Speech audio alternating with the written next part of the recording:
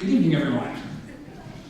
Welcome to the New York Public Library for the Performing Arts. Welcome to Lincoln Center. I'm thrilled you're all here. I'm Evan Leslie.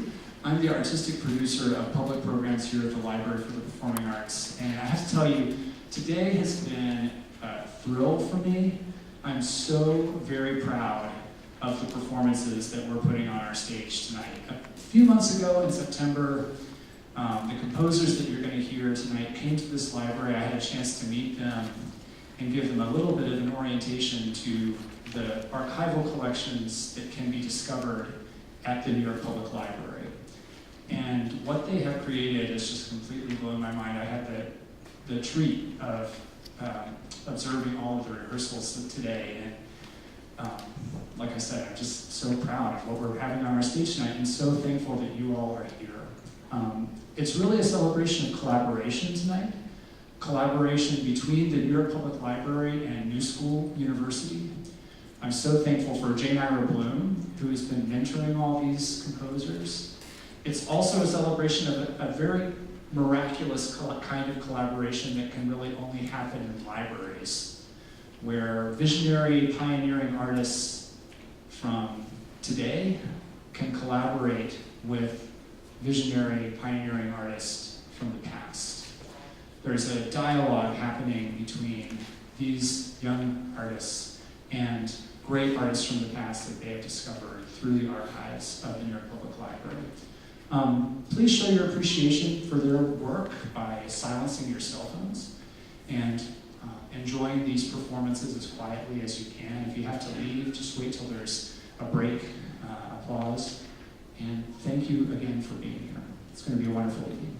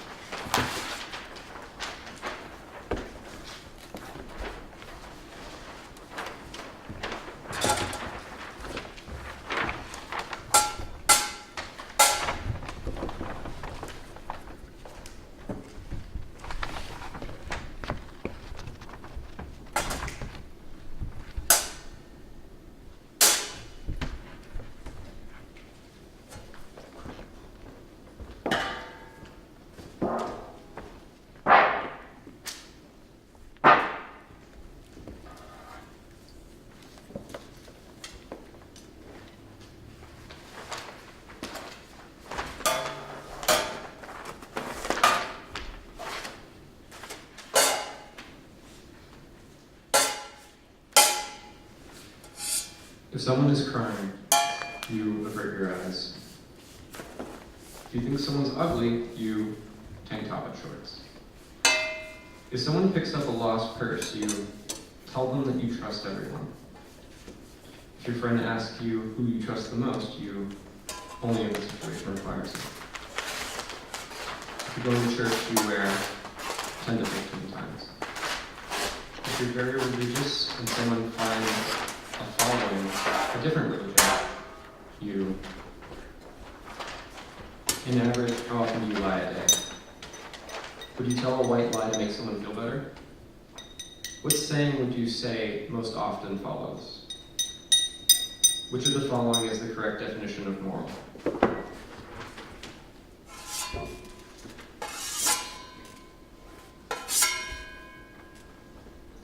I confess to no enthusiasm for people who are usually in the white light or in the center of the tablecloth.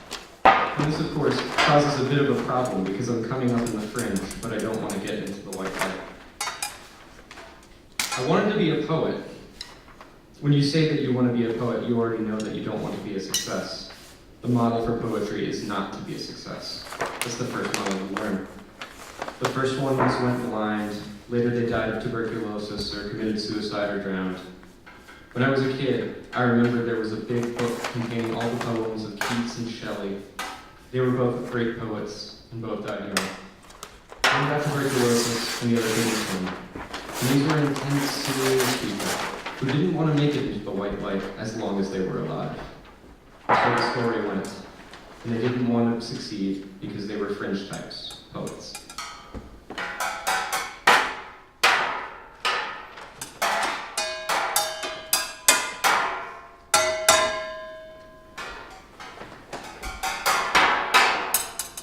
Fear haunted the latter half of the 18th century. The fear of darkened spaces, of the pall of gloom which prevents the full visibility of things, men, and truths. It sought to break up the patches of darkness that blocked the light, eliminate the shadowy areas of society, demolish unlit chambers where arbitrary political acts, monarchical caprice, religious superstitions, tyrannical and priestly plots, epidemics, and the illusion of ignorance were formed. The new political and moral order could not be established until these places were eradicated.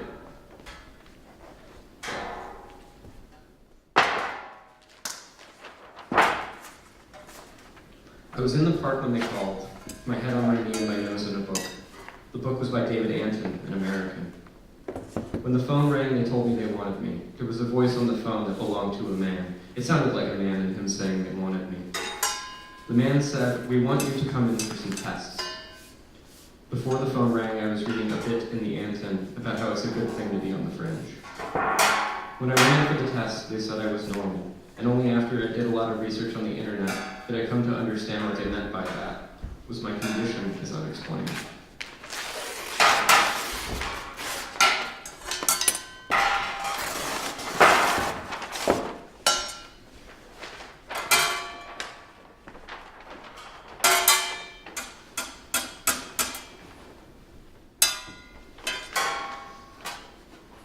The title of this poem doesn't come from the fringe, but from the name of the book in which it appears, in a talk therein that shares the same name, that served as a balm when there was no cure. The Roma are said to be bonded by language. The Greeks were bonded by language too. The ancients were and the moderns are. And 'tis right that the light makes it hard to see. My condition has something to do with this too. My mother's father marched up and challenged the soldiers. My mother's mother had my condition too. I write to the cook when another friend dies. I type what an ethical happiness would look like. The fringe ends with a pail of Guggenheim piss. The list ends with 21 meanings of meaning. I finish the translation, but the work doesn't end. It will end. It moves inevitably towards its end.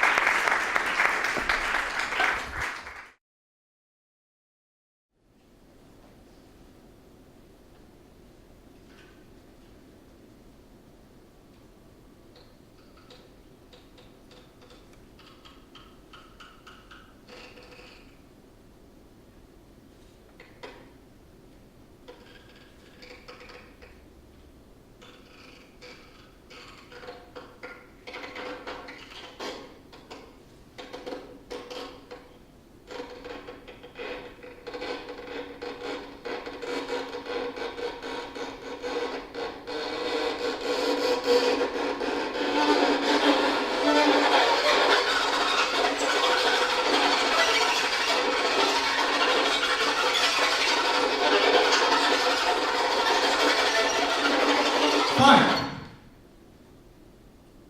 I'll build my own castle. And it'll be loud and warm, and everyone is invited. Except, of course,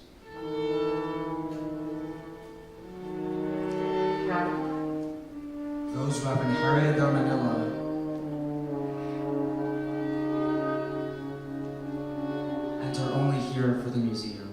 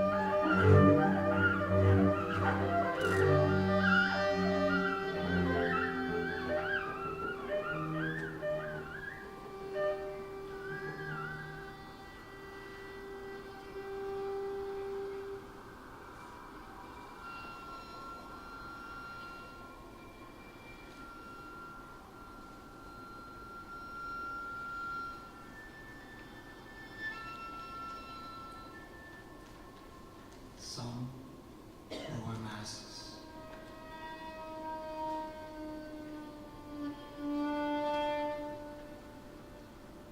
And will dress like us.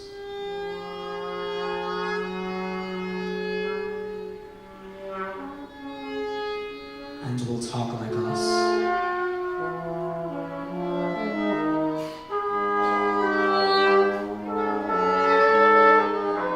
And will sing like us.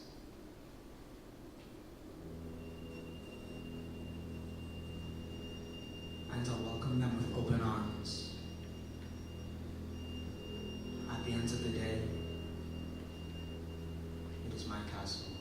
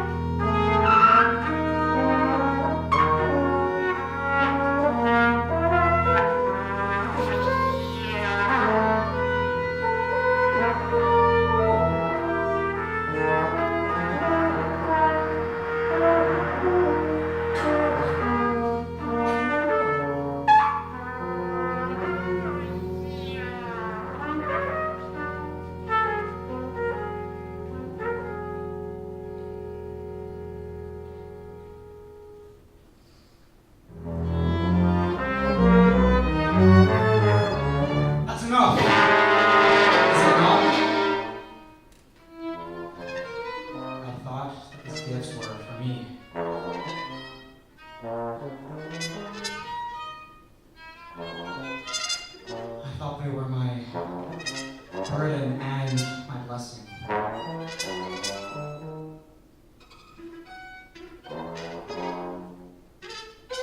Why am I still in debt?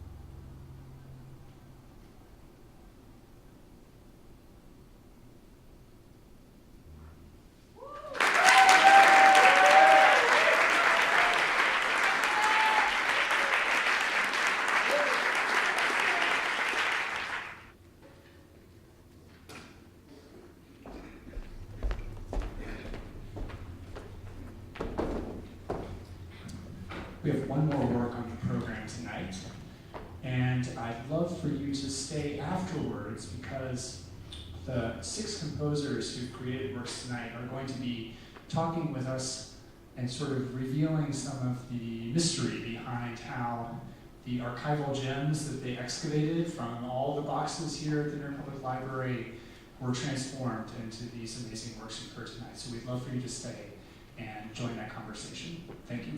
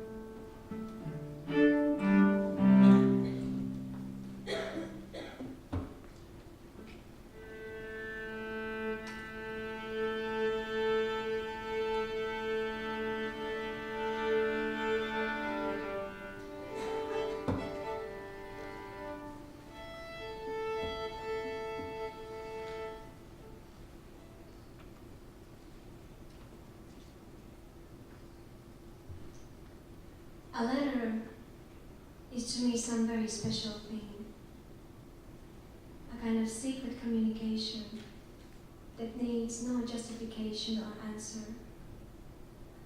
I have always marveled at the wonderful letters of the world.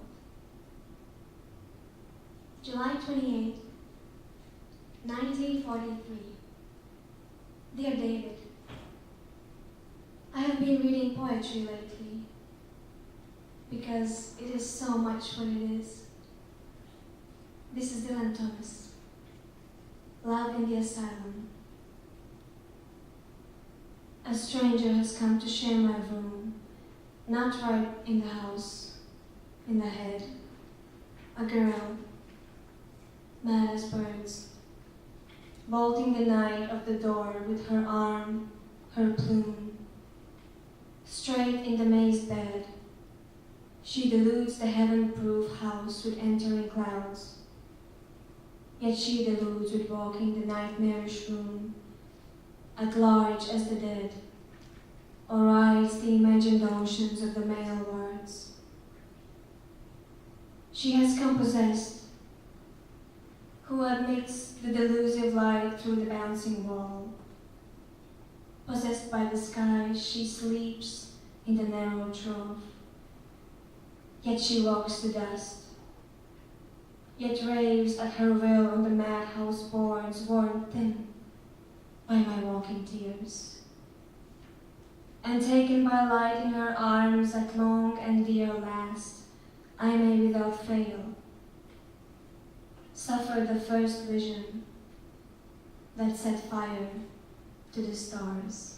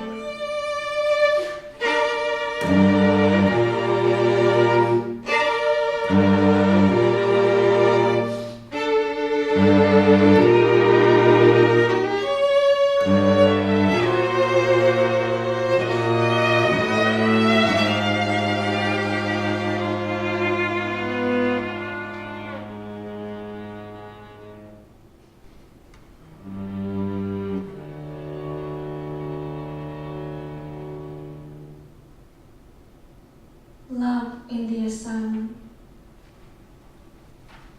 I wish I could quote more. There is a compulsive magic about them, and I am undone by them and completely done again in the faith halls of my mind. That is faith, I think, David. September 27th, 1944. Dear David, there is one man I have not known before. Saint John Peirce. His real name is Alexis Saint Leger, one of the principal officers of the Third Republic in France, who is now in exile here. He was born in the island possessions, and his poetry is just that as Jane Ira Bloom is the island in some inner way.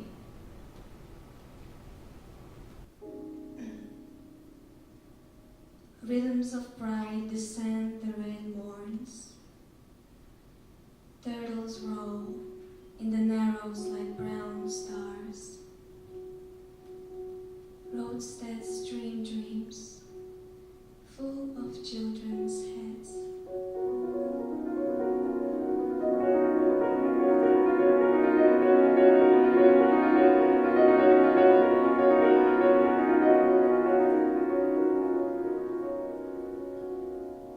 Now these calm waters are of milk, and all things overflowing in the soft solitudes of morning.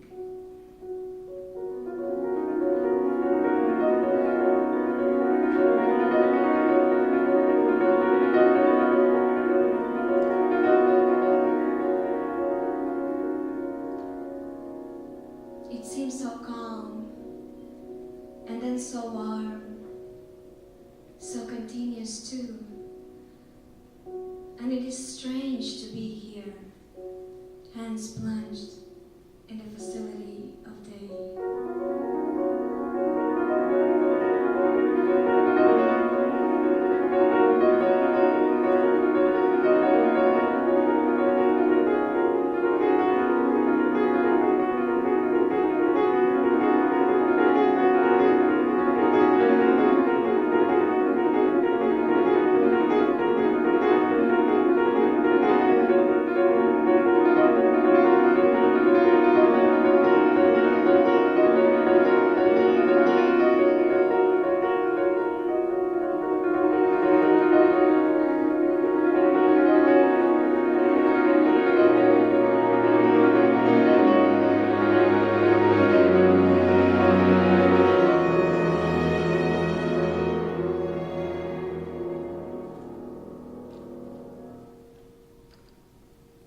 You may not like these.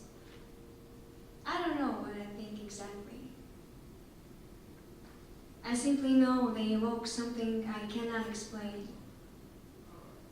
Perhaps it is that someone else has gone through some such valley of shadow, such as I know. And he makes me recognize him from far off. June 5th. 1945. This is my final letter to you, David. Please remember that the arts are a mission for a salvation of the world, and that your precision and concentration must be as deadly as if in a matter of life and death. So, whatever you elect yourself to prepare for this, and whatever field you enter, you must carry your sacred purpose in your heart and feed on that in moments of anguish and peril.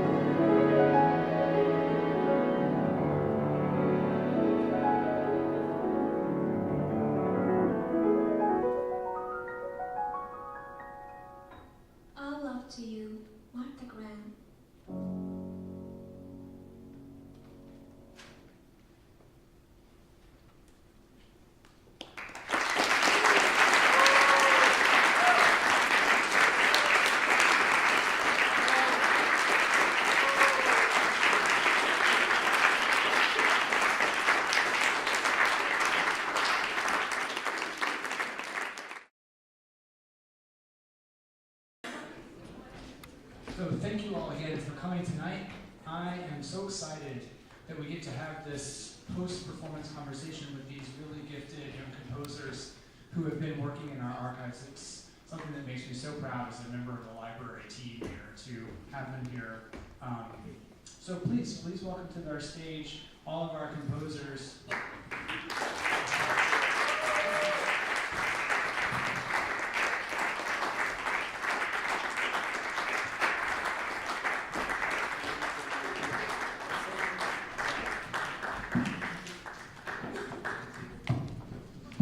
Also, please welcome to the stage their incredible mentor, Jane Ira Bloom.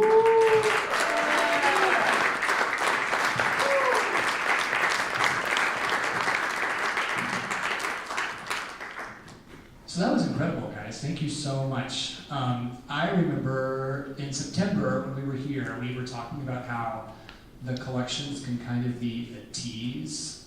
You can look in our catalog and say, oh, wow. You mean they have Jerome Robbins papers here? And then you go there looking for something and you might not discover what you thought you did, but discover something else instead. And we talked about how you have to approach it almost like an investigator, like a Robert Mueller type, where you're looking for, you might be looking, but not necessarily looking for something in particular, and you uncover the thing that inspires you. So I would just love to go down the row and hear what each of you all discovered and what it was that inspired the piece that you created.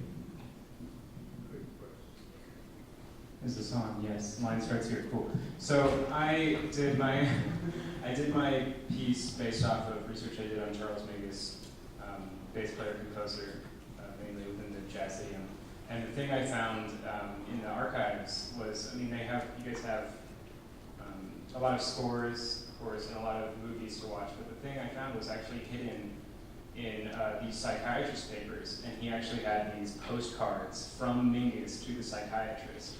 And within those postcards, there was like a fable that Mingus had written himself about the wise man and his heckler. It's actually in the program. I wrote out part of what's in that, and it comes from those postcards. But it gave me the most valuable insight into like how Mingus views other people viewing himself, and how he goes throughout life viewing people. And that was like probably the most helpful thing I could have found.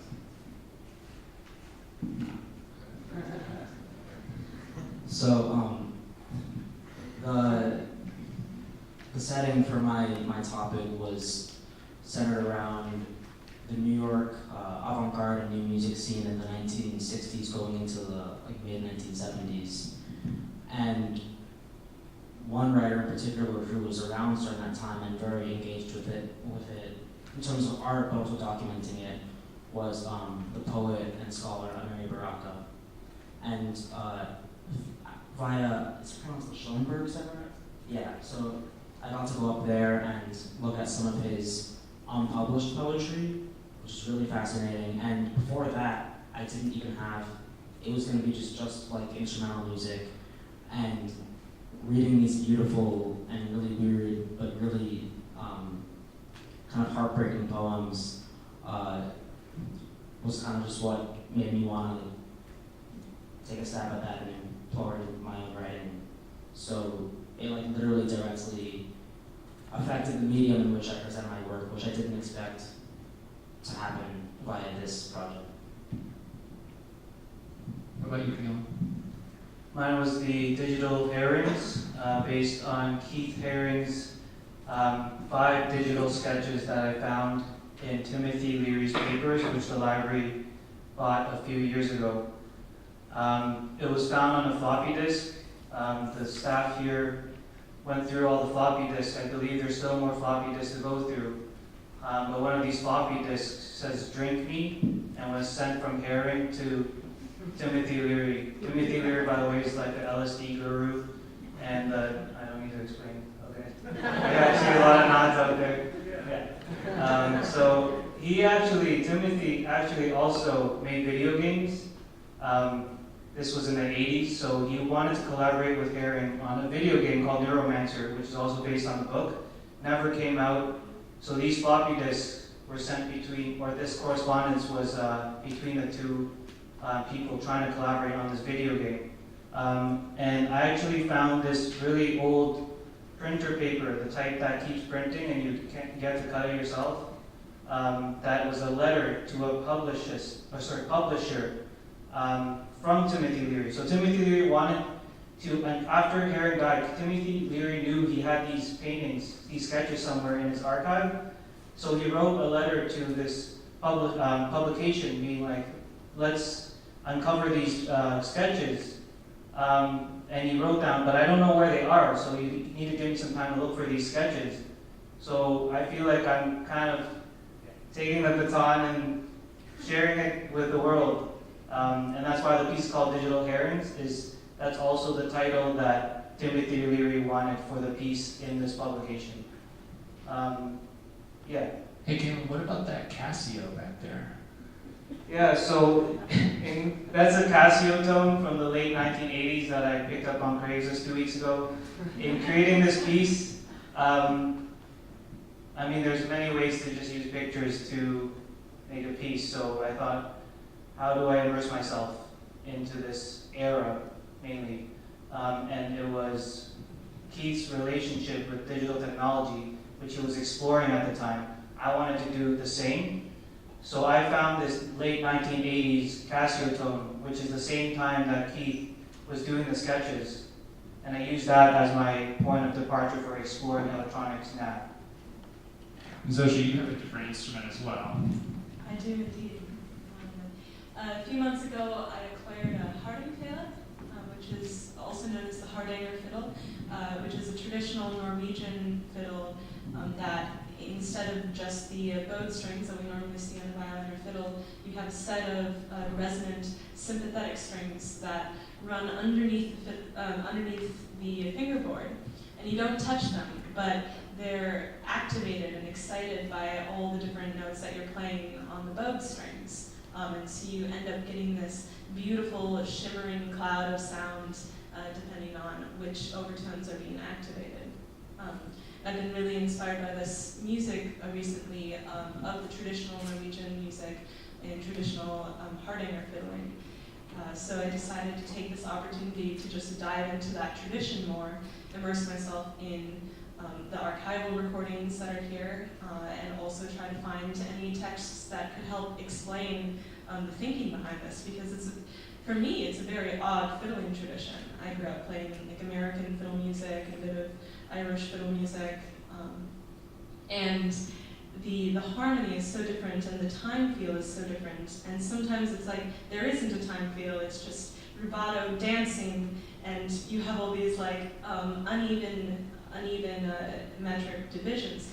So anyways, I jumped into this, and the library is such a tease. I sit down and listen to these recordings from the 50s and 60s, and I can't take them home with me. I can't like go and learn that music, so I write down the name of the song, and I like try to do some Googling when I'm at home. Can't turn up anything, but led me down some fun paths. As far as inspiring the actual piece that I wrote, there were two interesting texts that I came across. One was an ethnography of the actual Hardanger fiddling tradition in Norway, and this author, Pandora Hopkins, went around all these different villages in Norway and interviewed the master fiddlers of the town and talked to them about the place that this fiddle has in that tradition and in that culture, and the cultural icon that it is. And so I learned about all the different types of songs that are played, the dances, but also these tone paintings that have been around as long as the tradition has, like since the 1600s. And they're really meant as expressions of legends and the natural world, and they're very, in a way, literal. And so when I was improvising on this instrument, I came up with this little tune that had some harmonics in it, and I walked around thinking about that for a few days. I was like, that's familiar. I'm ripping somebody off. Like I'm stealing that from somebody. And then I realized that I've heard it before because it was the same two notes as the call of the black-capped chickadee, which was always singing outside my window back home in Minnesota. So I decided to write a song about a chickadee, using that approach of tone painting. And then the other text that really inspired me was a huge 900-page volume about like 3 songs in the Norwegian tradition. It's excessive, but he has really beautiful drawings throughout, trying to illustrate different phrasing and like motivic development in this music. And on this, like 2 pages, he shows a bunch of diagrams of fish and arthropods. And are you, if you're familiar with Cartesian transformations, and you know how we have maps and they're twisted into globes, and you end up like kind of stretching proportions of different countries. But everything lines up with the latitude and longitude. So in essence, it's the same thing. It's just like a little bulky in some parts. He was comparing the phrasing and development in Norwegian music, in Hardanger music, to this, where you have a timeline, but you can like pull and contract that wherever you want, as long as you're hitting all the essential like signposts. If there's like 2 mountains, you can kind of just like shortcut, kind of like A Wrinkle in Time. You have like a big long line, and then you bring the ends together, and it's the same tune. So, so that was really just interesting in developing the piece past the initial chickadee phase. What about you, Blake? So the topic that I started with was looking at the artist Jonas. For those of you who don't know, she's a very prominent performance artist. A lot of people credit her with developing performance art holistically. So I was really lucky in that there's a website called Canopy that the public library uses, and you can watch videos. So I got really lucky in that there were several documentations of different pieces that Joan had performed, and they had cameras following her around for a lot of the development of the piece. And so what I really got to dig into and enjoy was Joan's process. And that, I think, is the thing that interested me the most, because she works with a lot of great musicians, different composers. Her process for developing pieces is really intricate and varies a lot from piece to piece. She tends to build most of what is used in the piece herself. So if a piece of furniture is used in one of her works, she'll make that piece of furniture herself. So in this piece, a lot of the reasons that we used the pieces we did, that Steve was playing the pieces of metal, or the lamp itself that was in the center, I actually made that myself, as kind of a nod to her process and her determination to build a lot of what she uses. And then, as one does in school, I got assigned a bunch of readings this semester, and one that particularly appealed to me was the anthropologist Foucault talking about this thing called the panopticon, which was a design for a prison made around the French Revolution era. And basically the idea of the panopticon is you have this center point, this kind of guard's tower in the center, and then every prisoner's cell is completely visible from the center point. So the idea is, pretty brutally, to never allow any inmate any privacy at any point. And the idea behind that was to slowly break down the inmate to then break them down to nothing and rebuild them as a valuable member of society.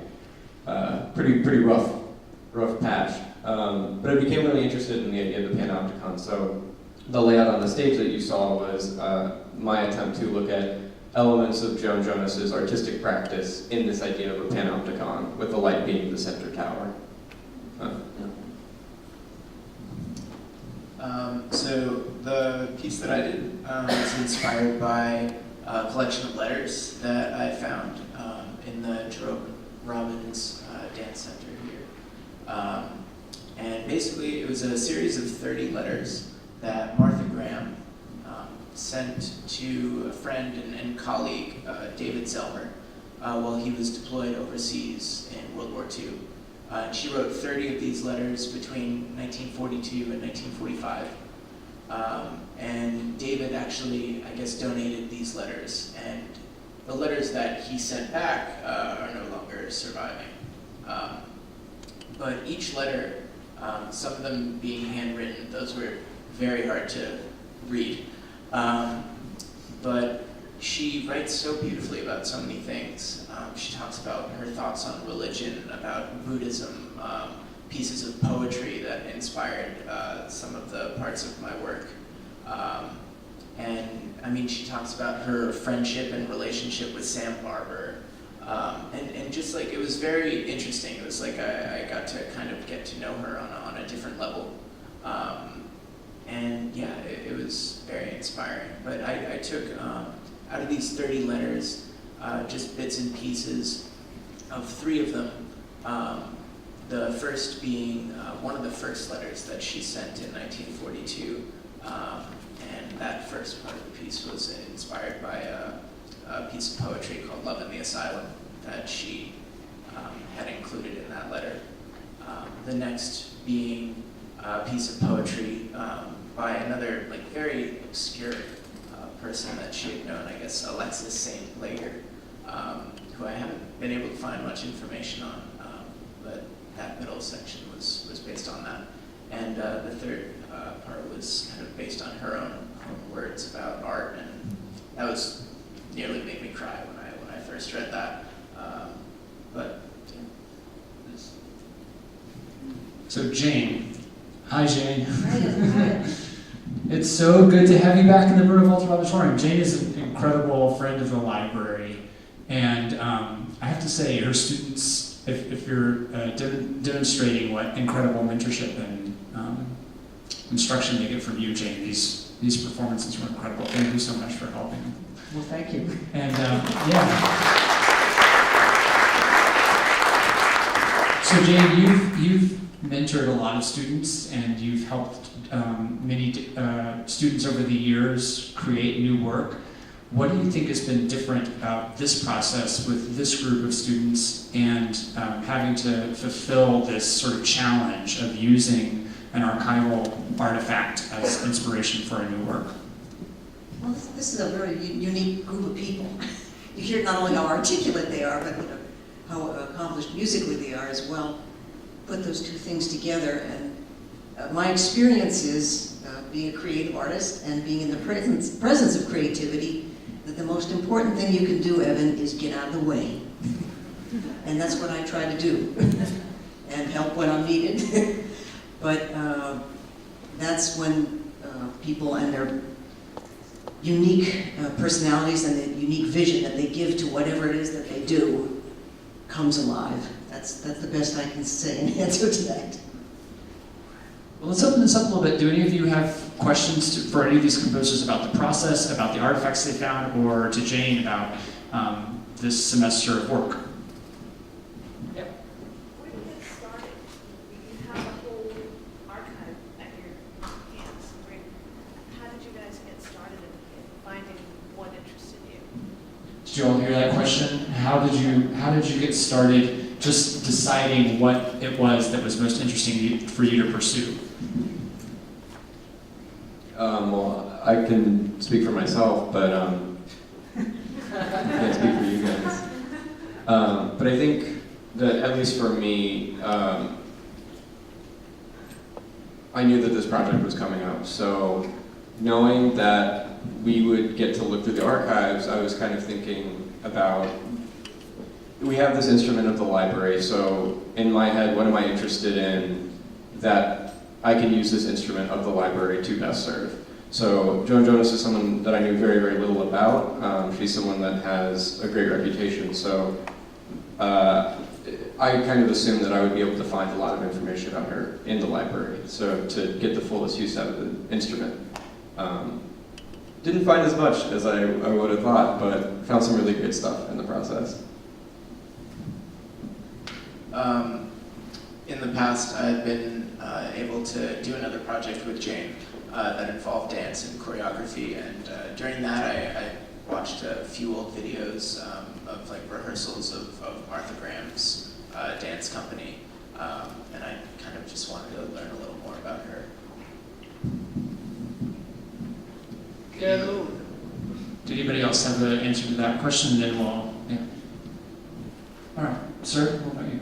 Kalun, was there any, did I pronounce your right name? Kalun. Kalun. Thank you. Was there any was it totally visual, or did you have any sound on the floppy disk? There was no sound on the floppy disk. It was actually, most of it was computer programming that wasn't finished for the video game. So you would see the sequences in MS-DOS style, like, how do you feel today? This was a mind training game. So how did you feel today, yes or no? Was it create your own adventure? Yes, this would happen. So it was a lot of text, actually. I wasn't able to access that. I needed even more special permissions. But the pictures were right there, ready for me to use. I was around for Timothy Leary days. I didn't participate. I was a bystander. Bystander, for sure. Me too. Any other questions? I Yes. have a question for Sure. Mr. Dunston. The poems that you found, Who's the what lady was with the tie? the correlation to your piece with the poems that you found? Can you elaborate? Yeah, so the direct relation of the content of the poems, I don't think directly affected the content of my work. But, like, so the title, A Seat at Both Tables, it was originally called A Seat at the Table, and the reason for that was my first idea was to write about how the more experimental black jazz musicians in New York in the 60s and 70s were sort of marginalized by the Euro-American composers, white composers of the same area and in the same location. But then as I kind of read more about that, it became more apparent that not only were they marginalized by these white composers, but they were also marginalized by the more like bebop and like straight ahead jazz black musicians who were operating in the same spaces. And that personally has been a huge thing for me, just being a mixed race person, struggling with like identity crisis kind of thing, like not being too black enough but being too black for other things. And then that manifests in the type of music that I've always been interested in. And so seeing someone like Amiri Baraka just sort of document these trends in really poetic and very abstract ways, beyond the actual words that he was writing, the impulse was just so inspiring for me that I was like, I'm still working on this as an artist, but I just gotta like kind of just ignore the BS and just kind of, kind of do my thing. So this is the first poetry / prose, whatever it is, that I've written, and given that my impulse for this topic is so personal and so recently exposed, I just kind of do something I'd never done and kind of just go for it. Yeah.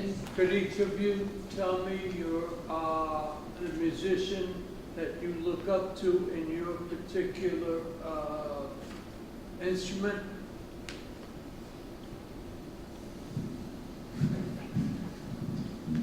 As a mentor? I think you asked like the hardest question one could ever ask a musician. Why? You have favorites. Yeah, as someone who functions as a jazz bassist, there's so many names to throw out. Your instrument. Yeah, I mean Larry Grenadier, Harish Raghavan, Paul Chambers. There's a lot, but if I had to narrow it down to one, probably Paul Chambers, because he's at part of the root of it all. But even then, Oscar Pettiford. Let's start with that. Final answer, Oscar Pettiford. William Parker. William Parker. Yes. For trombone, David Taylor, who's also my teacher. Good choice. As far as violinists and vocalists go, my favorite is Carla Kilstead. And on my recent Hardanger obsession, there is an artist named Nils Auckland who was really the one who changed my life and made me buy this instrument. I think I'm a saxophone player. For saxophone, I'd have to say Joe Lovano, I think.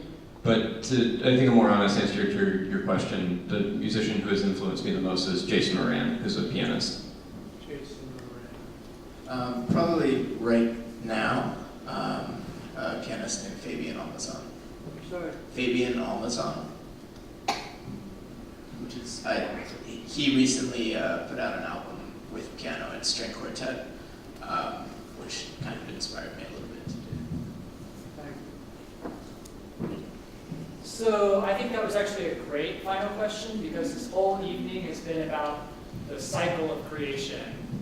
And I want you all to remember this place when you're thinking of where you're going to put your papers, because you're going to be part of that cycle as well. And if you have more questions, I bet these folks would be happy to hang out afterwards and chat Not with a you. question, Thank you I all. just want to make, I'm sorry I don't know your name, the first fella over there, the bassist. Have you ever listened to Scott LaFaro? Of course. Okay. Of course. Now, one other thing. In 1970, I was at the Berklee College of Music studying jazz, and one day I met Charles Mingus. And after talking to him for a while, he started signing his autograph. Maybe he was selling a book of music, I don't know. And he wrote one word besides my name, and that word was learn. So this is Charles Mingus talking through me to you.